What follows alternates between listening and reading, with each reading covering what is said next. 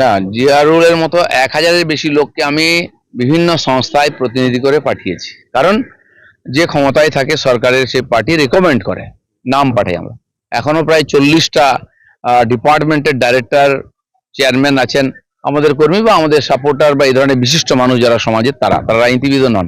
সন্ময় ব্যানার্জিও এরকম একজন আছেন, কোঙ্কণ রেলের চেয়ারম্যান আছেন। তো তারা কেউ কেউ সাম্মানিক পান, কেউ কেউ সম্মানীয় সদস্য। তো জিয়ারুল হচ্ছে দিশা কমিটির মেম্বার, তাকে আমি জানি, অনেক দিন ধরে জানি, এবং কেন্দ্রীয় মন্ত্রী তাকে করেছেন। সে কার সঙ্গে যুক্ত, কি যদি থাকে ইনলিগাল কাজে, তাকে শাস্তি পেতে হবে, আইন আছে। কিন্তু উনি কি করে জানলেন যে বারিক বিশ্বাসের সঙ্গে যোগাযোগ আছে? ওনারও কি বারিক বিশ্বাসের সঙ্গে যোগাযোগ আছে?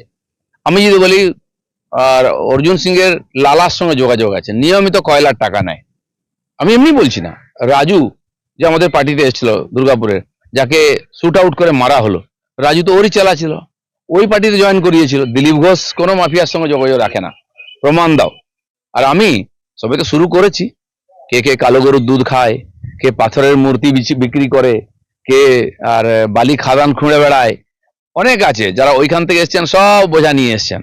আমি জানি, বলি না, দরকার নেই, কিন্তু আমি কিন্তু বলতে আরম্ভ করি। আর ন্যাংটার নেই বাটপারের ভয়, আমি ন্যাংটা কিন্তু সবাইকে ন্যাংটা করতে যাবো।